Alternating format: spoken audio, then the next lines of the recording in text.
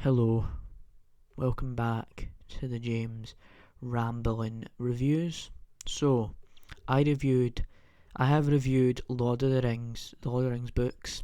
I have reviewed Top Gun Maverick. I have reviewed Jurassic World Dominion. I have reviewed Kenobi. I have reviewed Man vs. Bee. I have reviewed Stranger Things. So, what I'm gonna be reviewing today is Thor, Love and Thunder.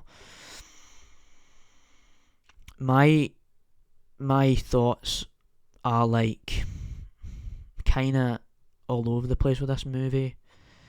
You know, the first thing I heard about this whole thing about Jane coming into the MCU and her character Lady Thor coming to the MCU and this whole thing about Comic-Con and how that was announced.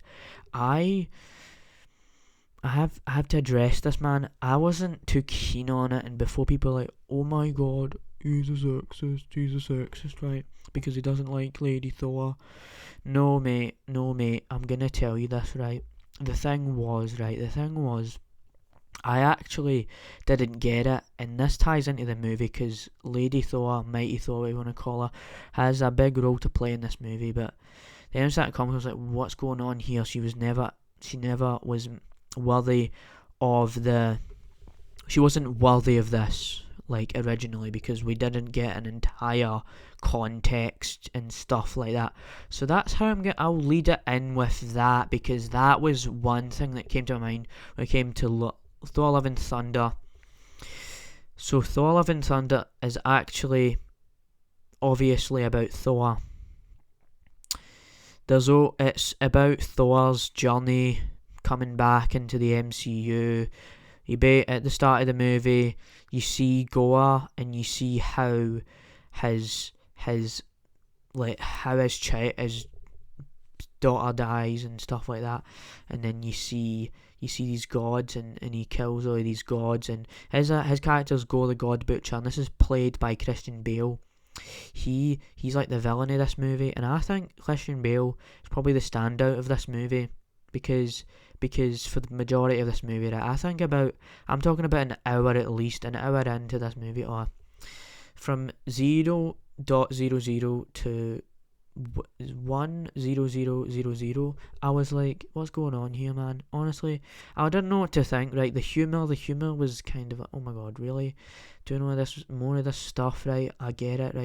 Ragnarok had all those jokes in it. Ragnarok had that, and it's Taika Waititi. I get this, but you're putting more of that in there, and it was like, no, the humor, dude. The humor doesn't do it for me. The goats get annoying.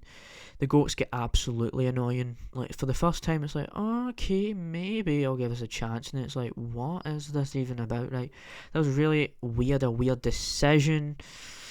And I think Thor gets humiliated at some points in this movie, and I was like, what?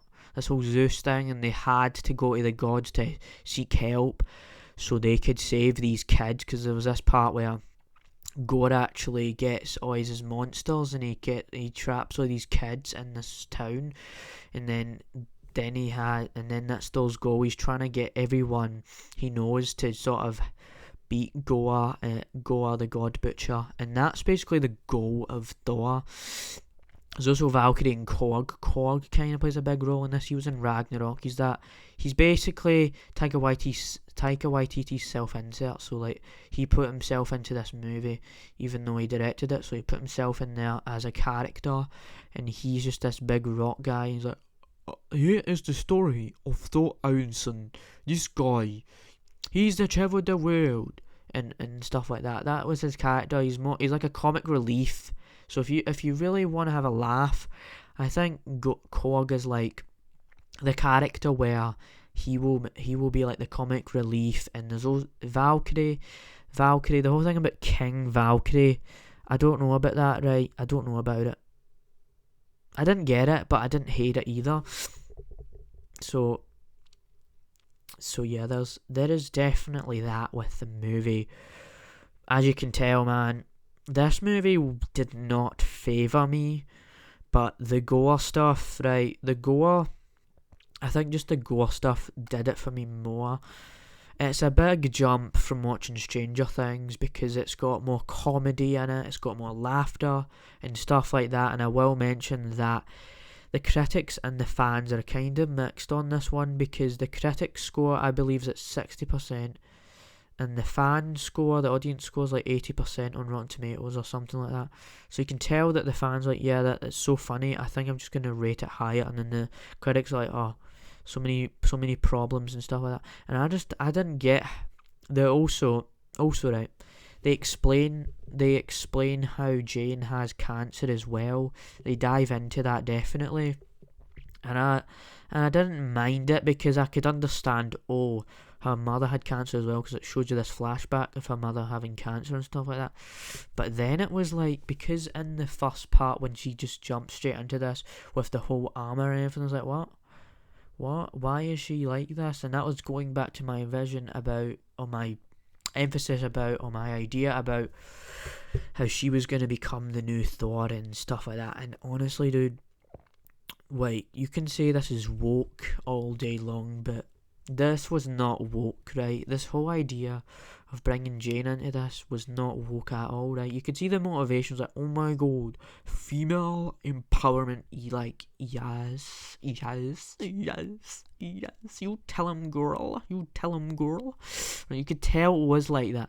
But Thor still plays a big role, like I was saying, and that is kind of my thoughts on this entire movie. Let me know what you thought, right? Well, not all, as I've said probably in the one of the other reviews, not everyone's going to think the same as me. This is just my thoughts on the movie. So, I didn't think this movie was a mess. I didn't think this movie was a masterpiece.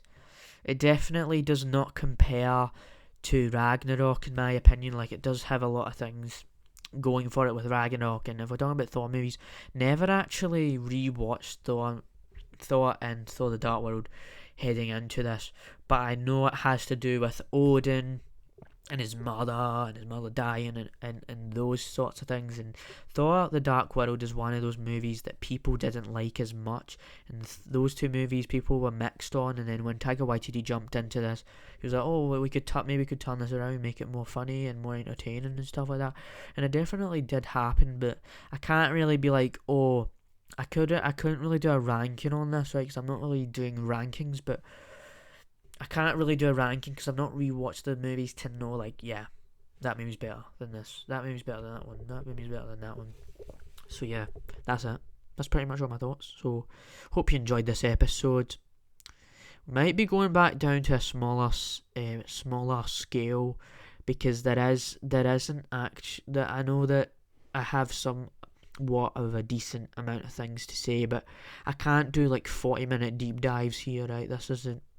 I'm not like that. I'm not built like that. So yeah, that's sort of my thoughts, and I tried my best. I was trying my best to maybe stretch this thing out, but basically all I have said is what I want to say. So, but I'll still try to make some longer review episodes. That doesn't mean there will never be another long review episode like the Stranger Things episode ever again. But yeah, that's it. That is it.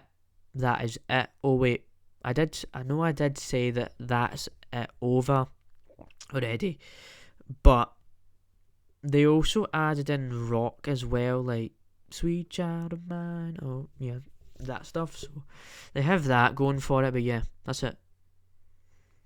Thor Aronson, peace out, G. You know, my name's Corg. I come from Corgville, you know. So enjoy the episode, G. Remember that you could just be like me. I could be Corgi. Wait a minute. What did I just forget? This is not scripted, but I just forgot something, right? I actually forgot something. The Guardians actually are in this movie. How did I actually forget about this? How did I forget about this, dude? Mate, they were only in the movie for 5 minutes. 5 minutes, bro. Alright. I'll shut up. I'll actually shut up. I'm sorry if this dragged out. But yeah, dude, that's it. That's the friggin' review, man. Bye. Oh man, I dragged this out, but I don't care. I want to talk about Thor, Love and Thunder. Bye.